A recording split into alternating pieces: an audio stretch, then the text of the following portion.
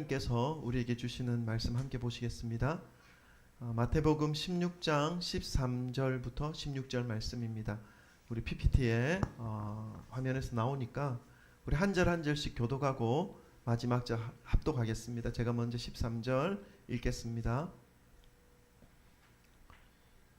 예수께서 빌립보 가이사랴 지방에 이르러 제자들에게 물어 이르시되 사람들이 인자를 누구라 하느냐. 이르되 더러는 세례 요한, 더러는 엘리야, 어떤 이는 예레미야나 선지자 중에 하나라 하다이다. 이르시되 너희는 나를 누구라 하느냐. 다 같이 읽습니다. 시작. 시몬 베드로가 대답하여 이르되 주는 그리스도시요 살아계신 하나님의 아들이니시니이다. 아멘. 할렐루야. 주 예수 그리스도 이름을 찬양합니다. 아멘. 지지난주 토요일 우리 사랑 나눔 잔치를 했는데 지난주죠. 그러니까 토요일날 사랑 나눔 잔치하고 주일을 맞이해서 혹시나 오시는 분이 계시지 않을까 하는 기대로 교회에 대한 말씀을 준비했거든요. 그리고 교회에 대한 말씀을 전했습니다. 그런데 제 기대와 예상과는 다르게 지난주에는 새로 오신 분이 안 계셨습니다.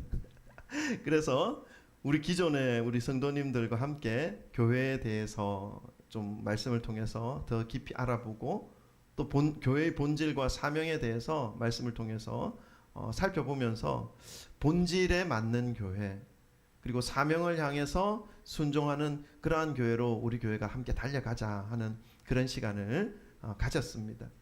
오늘은 한신아파트 우리 어르신들이 대거 온다는 말씀을 미리 전해 듣고 어떤 말씀을 전할까 생각하다가 예수님에 대해서 전하면 되겠다 하는 마음이 들었습니다. 그래서 예수님은 누구신가 하는 제목으로 하나님의 말씀을 전하고자 합니다. 젊으셨을 때 예수님을 미리 알고 계셨던 분들도 계실 것으로 여겨지지만 오늘 말씀을 통해서 예수님을 마음으로 받아들이심으로 남아있는 우리들의 삶을 이제 예수님과 함께 하는 정말 기쁘거든요. 예수님과 함께 하면. 그리고 평안하거든요.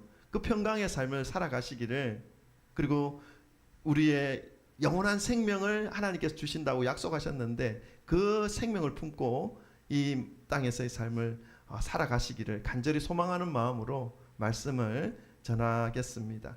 마음을 여시고 말씀을 받으시기를 바랍니다. 오늘도 그러면 우리 말씀을 받기 전에 우리 먼저 사랑 고백 나눠야 되겠죠? 우리 앞뒤 좌우에 계신 분들 찾아가셔서 사랑합니다, 축복합니다, 잘 오셨습니다, 할렐루야. 우리 인사해 드립시다.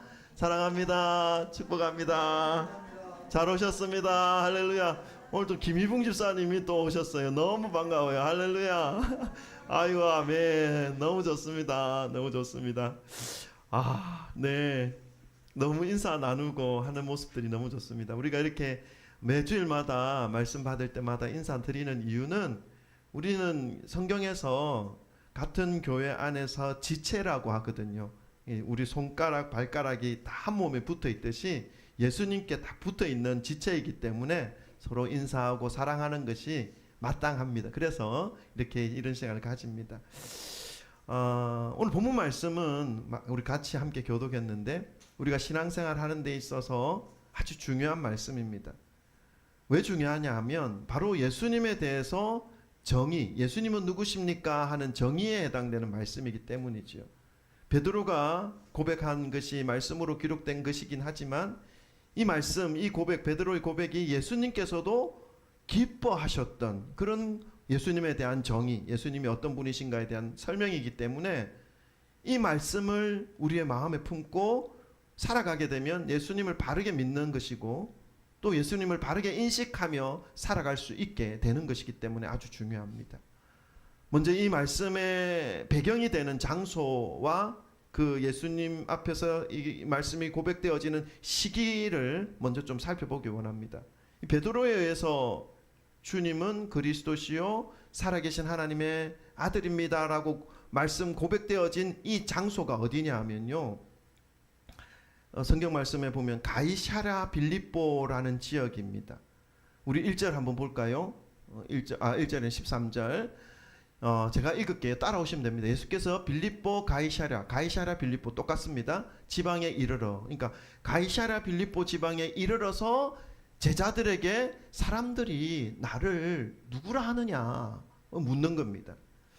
근데 이 가이사랴 빌립보 가이사랴라고 하는 이 도시에는 어떤 배경을 가지고 있는 도시냐고 하면요, 우리 어릴 적에 교회 다니셨던 분은 아시겠지만 예수님이 탄생하실 때 예수님 탄생하신 그 비슷한 시기에 난 아들을 다 죽이라고 명령을 내린 왕이 있었죠. 헤롯 대왕입니다.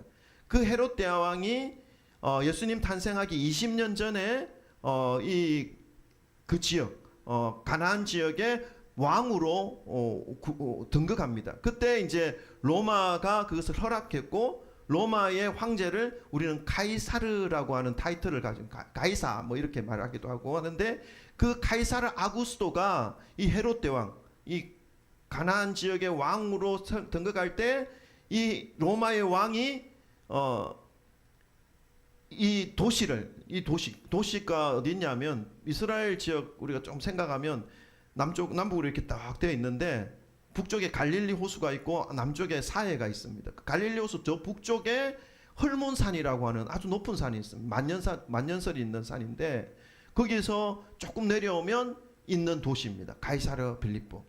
그 도시를 그 헤롯 대왕에게 로마 황제가 선물로 준 그런 도시가 바로 이 가이사르 빌립보입니다. 그래서 도시 이름에 가이사라라는 말이 있듯이 이것은 이제 가이사르 로마 황제의 타이틀을 따서 붙여진 이름이거든요. 자, 근데 이 헤롯 대왕이 죽고 이제 그의 아들 헤롯 빌립이라고 하는 왕이 그 지역을 또 이제 분봉왕이 되어서 다스립니다. 그러면서 로마의 황제에게, 그때 로마가 지배하고 있었으니까 로마 황제에게 잘 보여야 되겠잖아요. 그래서 그 도시를 다시 로마 황제에게 올려준.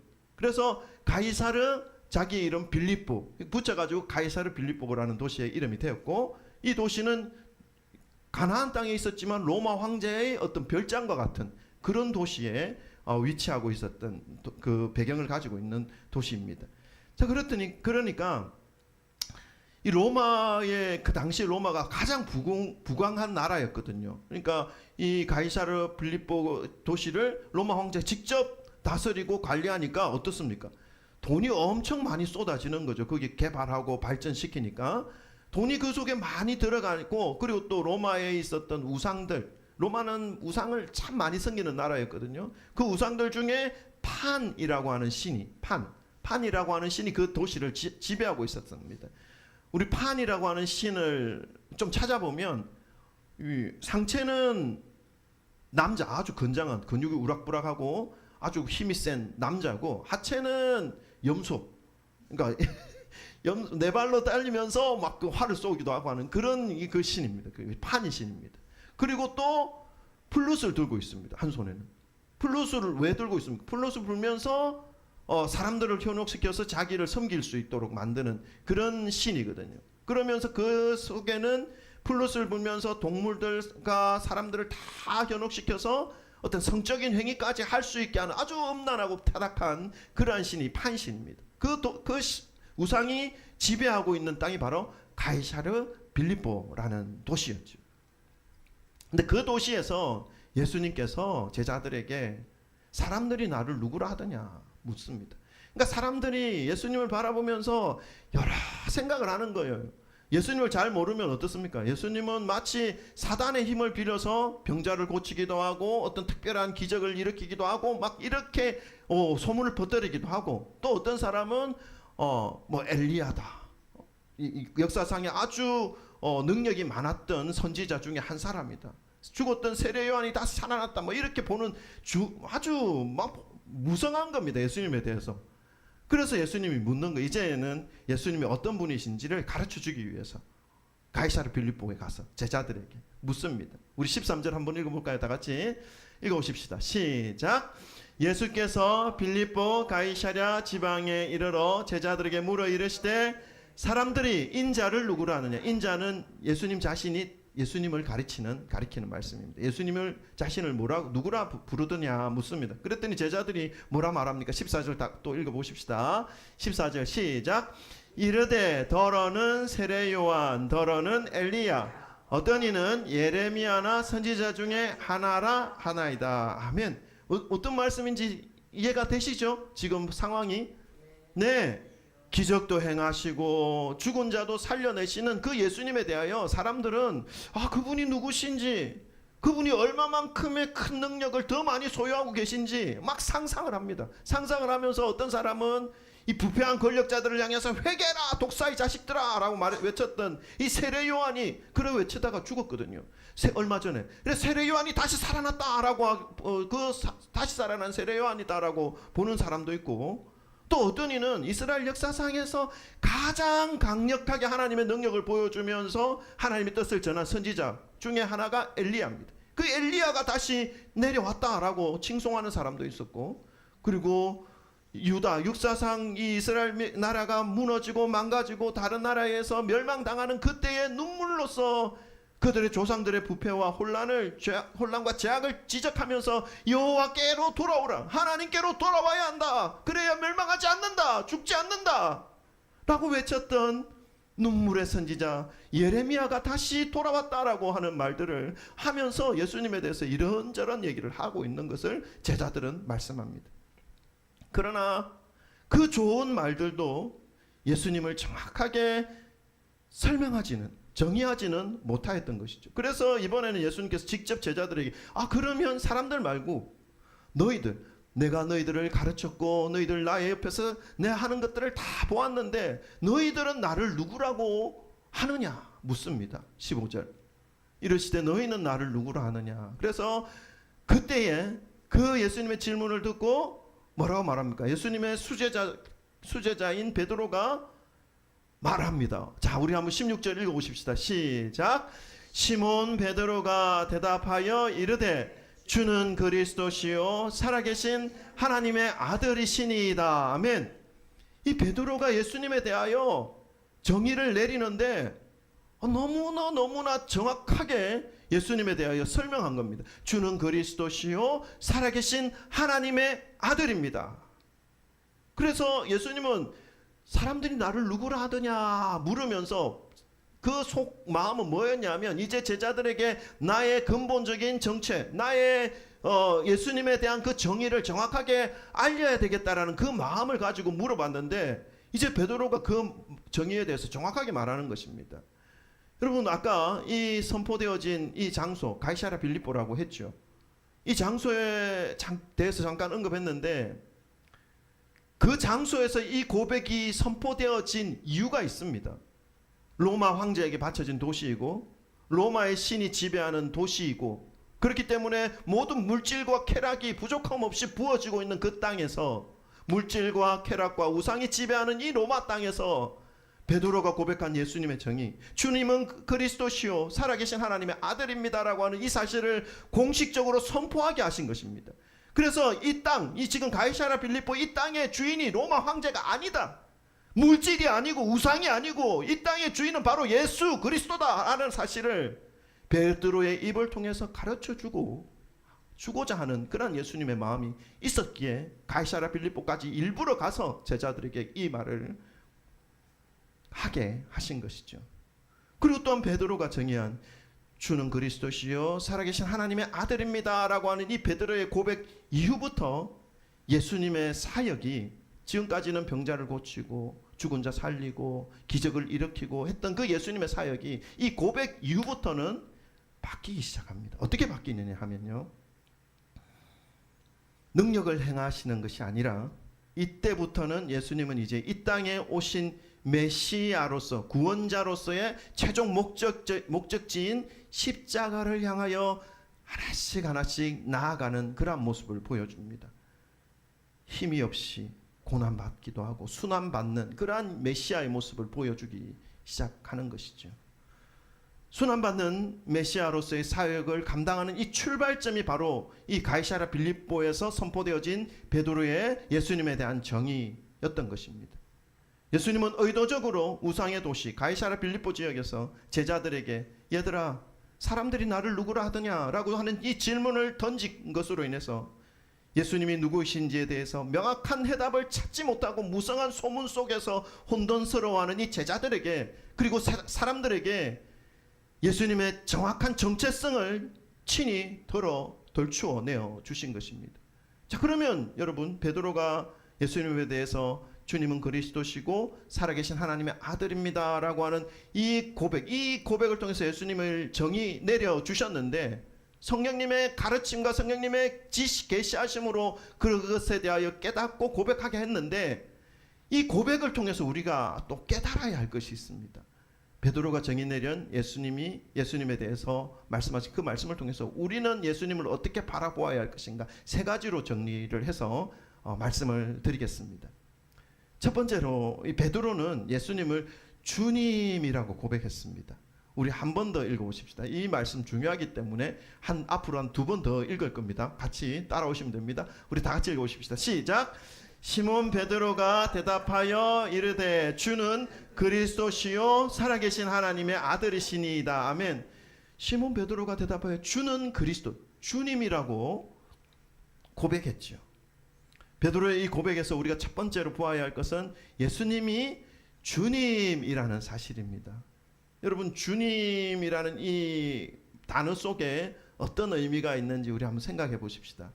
주님이라는 것은, 주는 주인 주자, 우리 한자입니다. 이 점 있는 거, 왕자의 위에 점 있는 게 주인 주자. 그리고 님은 우리나라 전미사입니다. 어떤 대상을 높이는 전미사죠. 그러니까 이 주님이라는 고백은 예수님이 나의 주인 주자니까 주인입니다라고 하는 신앙 고백입니다. 이 베드로는 예수님이 천지를 창조하신 창조자이시며 뿐만 아니라 메시아로 오신 예수님은 자신의 주인 되신 분입니다라고 고백함과 동시에 세상의 주인이 바로 예수 그리스도이십니다라고 하는 것을 말씀하고 있었던 것이죠. 베드로가 예수님을 당신은 나의 주님이십니다, 주인이십니다라고 한 이 고백의 의미는 우리가 세상의 주인이 예수 그리스도라고 하는 이러한 고백의 의미 속에 더 큰 의미가 이 장소와 맞물려서 고백되어진 의미가 있습니다. 그것은 지금 이 가이사라 빌립보가 황제의 도시라고 말씀드렸죠. 그리고 번화한 도시라고 말씀드렸죠. 그리고 쾌락과 물질이 난무하는 그런 도시라고 말씀을 드렸습니다. 로마가 온 세상의 주인이라고 믿는 모든 사람들이 그 속에 살아가고 있는 그런 황제가 자신의 주인이라고 하는 그 사실에 기뻐하며 만족해하며 살아가는 그러한 도시였습니다. 그리고 판이라고 하는 우상이 함께하는 도시였기 때문에 음란과 쾌락이 함께 맞물려서 섞여 있는 그러한 도시였습니다. 완전히 우상과 물질과 쾌락에 사로잡혀 있었던 도시였죠. 그곳에서 이 베드로가 이 도시의 주인이, 세상의 주인이, 나의 주인이 로마가 아니라 황제가 아니라 바로 예수 그리스도이십니다 라고 하는 진리를 선포하신 것이죠. 사랑하는 성도 여러분, 예수님이 계세상의 주인이심을 믿으십니까? 예, 사실입니다. 세상은 세상이 주인이라고 계속 속이고 포장하고 우리를 손짓합니다. 근데 그런 세상이 주인이라고 하면서 우리 손짓하는 그 손짓을 따라가 보면요, 여러분, 시간은 시간대로 흘러가고 내 몸은 점점 쇠약해져 가고 마지막에 남는 것은 마치 신기루를 쫓은 것처럼 손에 남는 건 아무것도 없고 모래를 퍼와서 가득 담았다고 생각했는데 손에 남는 건 몇 톨의 모래알밖에 없고 다 빠져나가고 있는 그러한 모습밖에 되어지지 않습니다. 세상에 따라가는 삶은 그렇다는 거죠.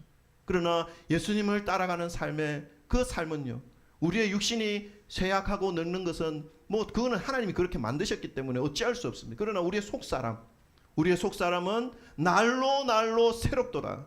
그래서 오늘 자고 일어나면 불안함 속에, 고통 속에 지옥으로 한 발짝 더 들어가던 그 삶이 예수 그리스도와 함께 살아가는 그 삶으로 바뀌게 되면요, 오늘 자고 일어나면 내 삶이 지옥으로 한 발짝 가는 것이 아니라 이제 천국으로 한 발짝 더 가까이 가고 있다라는 사실이 완전히 다른 거죠. 아멘. 여러분, 그러한 삶을 살아가시기를 주님의 이름으로 축원합니다. 그렇다면 우리의 삶은 더욱더 주님의 뜻에 합당한 모습으로 살아야 한다는 것을 인식하고 고백하고 있는 그런 베드로의 고백인 것이죠. 예수님께서 나의 주님이십니다, 주인입니다 라고 고백하는 이 고백 속에 가이사랴 빌립보의 땅의 그 주인이 바로 예수 그리스도십니다. 뿐만 아니라 나의 것도 예수님의 것입니다 라고 고백하는 그러한 의미가 있다라는 사실을 기억하시기를 주님의 이름으로 축원합니다. 여러분, 교회를 다니기 시작하면 이 주님이라는 단어를 아주 많이 듣습니다. 아주 그 습관처럼 들을 때도 있습니다. 그런데 그 의미를 깊이 묵상하고 따져보면요, 그런 의미가 있다라는 사실을 기억해야 할 것입니다. 그래서 주님, 당신이 나의 주님입니다 라고 하는 이 고백 속에는 나의 모든 것들이 주님의 것이고, 주님께서 처분하실 수도 있고 사용하실 수도 있고 주님이 지시하실 수도 있고 주님이 모든 그 권한을 다 가지고 있습니다 라고 하는 것을 인정하는 그러한 고백이 바로 예수님은 나의 주님입니다 라고 하는 고백이 된다라는 사실입니다. 우리 성진교회에 오시는 모든 분들은 예수님이 나의 주님이십니다 라고 하는 이 고백의 의미를 기억하시고 인정하시고 그 인정 속에서 이 믿음의 길이 시작되는 거거든요. 바른 믿음의 길을 걸어가시기를 주님의 이름으로 축원합니다. 아멘. 두 번째, 우리가 이 베드로가 정의 내린 예수님에 대한 정의에서 알아야 할 것, 그건 뭐냐면요, 예수님께서 그리스도라고 하는 고백입니다. 우리 이 말씀 두 번 더 읽는다 그랬죠. 자, 한 번 더 읽어보실까요? 준비됐습니까? 네, 읽어보십니다. 시작. 시몬 베드로가 대답하여 이르되 주는 그리스도시요 살아계신 하나님의 아들이시니이다. 아멘. 주님이라고 고백하였고 그리스도라고 고백하고 있습니다. 이 그리스도라는 의미는 구원자, 메시아라는 의미입니다. 헬라어로는 이제 크리스토스라는 단어를 쓰고 있는데 그 뜻은 기름 부음 받은 자, 거룩하게 구별된 자, 그런 의미이죠. 구약에서 이 기름을 부어 세우는 직분이 세 가지가 있습니다. 왕과 제사장과 선지자입니다. 그래서 이 땅에 오실 메시아, 구원자이신 그리스도는, 기름 부음 받은 자는 그 직분, 그 역할적인 면으로 볼 때 왕이시기도 하고 제사장이시기도 하고 선지자이시기도 하다는 것입니다. 그래서 이 베드로가 고백한 이 내용 중에 주님은 그리스도십니다라고 하는 이 고백의 내용은 주님은 왕이십니다, 그리고 제사장이십니다, 선지자이십니다 라는 의미를 가지고 있습니다. 왕은 백성들을 잘 다스리는 존재죠. 그래서 예수님도 우리를 잘 다스리시고 보호해 주시는 분이다 라는 의미가 있습니다. 제사장은요, 하나님과 인간과의 관계를 잘 연결시켜 주셔서 죄 있는 인간을 제사를 통해서 죄를 없애주시는 그러한 존재가 제사장입니다. 예수 그리스도가 제사장이라는 말은 하나님과 우리와의 관계를 이어주게 하셔서 십자가 그 희생으로 말미암아 이제는 죄 지을 때마다 동물 죽이고 피 뿌릴 필요가 없는 거예요. 예수님만 믿으면 바로 하나님 앞으로 가서 하나님의 은혜를 받아서 생명 얻을 수 있는 그러한 존재가 바로 예수 그리스도라는 것입니다. 아멘. 그리고 선지자는요, 하나님의 뜻을 전하며 하나님의 원하시는 길대로 우리를 이끌어 가시는 그러한 분이 바로 예수 그리스도라는 사실 말씀하고 있습니다. 여러분, 세 번째 우리가 또 알아야 할 겁니다. 알아야 할 고백, 이 예수님에 대한 정의. 예수님은 주님이십니다, 그리스도십니다. 그리고 또 한 가지 마지막은요, 예수님은 살아계신 하나님의 아들입니다 라는 고백입니다. 우리 한번 이제 마지막인데 우리 한번 마지막 크게 한번 읽어보십시다. 준비되셨나요? 시작. 시몬 베드로가 대답하여 이르되 주는 그리스도시요 살아계신 하나님의 아들이시니이다. 아멘. 예수님께서 하나님의 아들이시며 독생자이심을 고백하고 있는 것이죠. 본문의 말씀에 이제 고백되어진 쓰여진 단어가 휘오스라고 하는 단어인데요, 아들이라고 할 때 이것은 이제 혈통적인 아들뿐만 아니라 어떤 법적인 계승자라는 의미를 가지고 있는 단어입니다. 그래서 예수님만이, 오직 예수님만이 전능하신 성부 하나님의 그 혈통적 아들일 뿐만 아니라 법적인 계승자로서 성부 하나님의 모든 권능과 특권을 부여받으신 분이다라는 말씀의 의미인 것이죠. 당시 사람인 이 로마 황제를 섬기고 있었던 시대였습니다. 그러니까 로마 황제가 신이었던 거죠. 그가 하나님의 아들인 것처럼 인식되어졌던 시대가 바로 당시의 시대였습니다. 그리고 그 중에 가이사랴 빌립보 지역은 뭐 가장 강하게 그러한 어떤 사상이 지배하고 있었던 지역이었던 것이죠. 그곳에서 베드로는 하나님의 아들이 로마의 황제가 아니고 오직 예수 그리스도라고 하는 것을 선포하게 된 것입니다. 오직 예수님만이 참되신 하나님의 아들이며 참되신 경배의 대상이 되시는 분이라는 것을 고백하고 있는 거죠. 여러분, 잠깐 잠을 깨우기 위해서 제가 질문 3가지만 할 겁니다. 여러분의 답도 가르쳐 줄 겁니다. 답은 예수 그리스도라고 외치면 됩니다. 제가 질문할 때 무조건 예수 그리스도라고 외치면 됩니다. 준비됐나요? 네.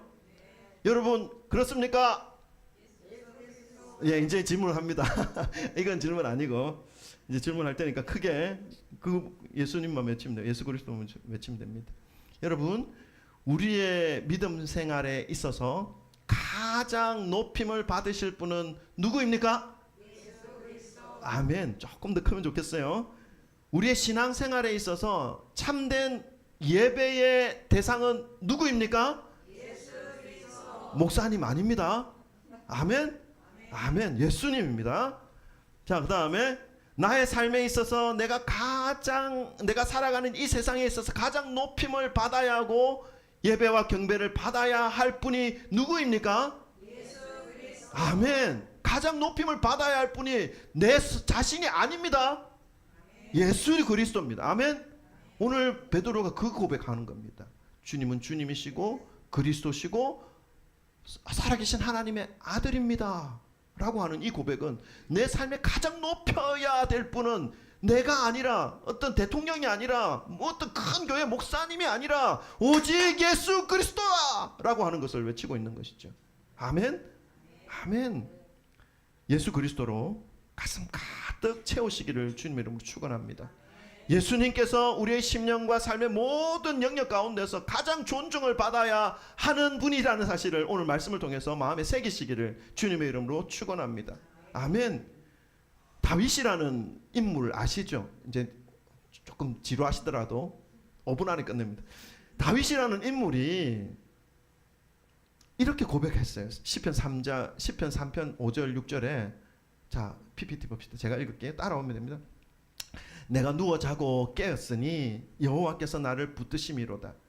천만인이 나를 애워싸 진친다 하여도 나는 두려워하지 아니하리이다. 아멘. 이게 무슨 말이냐면요, 하나님이 나를 붙들고 계시기 때문에, 하나님과 예수님은 삼위일체 동등된 분이십니다. 그러니까 예수님이 나를 붙들고 계시면 어떻게 되냐면, 천만인이 나를 애워싼다 하더라도, 여러분, 천만인이 왜 나를 애워싸 진을 칩니까? 나를 죽이려고, 나를 공격하려고, 나를 때리려고, 나에게 피해를 주려고, 나에게 억압하려고 주변에 천만인이, 여러분, 천만인이면 경기도 일대에 1,000만 명 살고 있습니다. 그 많은 사람들이 나의 주변에 깔려서 나에게 지적질하고 있는 그런 상황 속에 놓여 있다 할지라도 다윗은 뭐라고 말합니까? 여호와께서 나를 붙드시기 때문에 나는 두려워하지 않는다.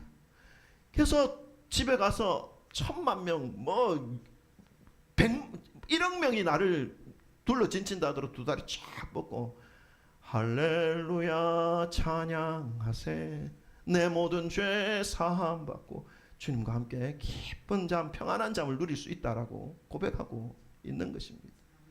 우리가 일평생 예배드리는 대상이신 이 그리스도가 능력과 종교와 모든 것을 가지고 계신 하나님의 독생자 예수 그리스도라는 사실을 기억하시면서 그분을 붙잡으시고 어떤 상황 속에서도 살아가시기를 주님의 이름으로 축원합니다. 오늘 베드로의 입을 통해서 정의하게 하신 이 예수님에 대한 고백이 저와 여러분이 신앙 고백이 되시기를 주님의 이름으로 축원합니다. 물질이 우상이 되어 있는 이 세대입니다. 사람이 하나님보다 더 높아져 있는 교만한 세대가 오늘날의 세대입니다. 그러한 세대에서 물질을 붙잡기보다 하나님을 붙잡으시기를 바랍니다. 하나님보다 인간이 높아지고 있는 이 세상 속에서 오히려 사람을 의지하기보다, 여러분, 사람을 의지하면 실망합니다. 망합니다. 하나님을 붙잡으시기를 바랍니다. 그러면 실망하지 않습니다. 아멘. 다윗이 고백하였던 이 고백처럼 천만인이 둘러 진친다 하더라도 오히려 평안할 수 있습니다. 어떻게 하면요? 사람을 의지하면요? 아니요. 사람 의지하면 점점 쪼그라든다니까. 불안하다니까. 저 사람 나 뒤통수 언제 칠까지 계속 고민하게 된다니까요. 그러나 하나님을 의지하게 되면 천만인이 나를 둘러붙인다 할지라도 오히려 평안함 속에 주님이 나를 지키신다 고백할 수 있는 삶을 살 수 있다는 것입니다. 흔들림 없는 이러한 믿음의 고백으로 이 믿음의 길을 기쁨으로 완주할 수 있는 그러한 마음이 그 속에 생긴다는 것입니다. 어떻게 할 때요? 하나님 붙잡고 살아가게 될 때. 아멘. 그러한 삶을 살아가시기를 주님의 이름으로 축원합니다. 아멘. 기도하겠습니다.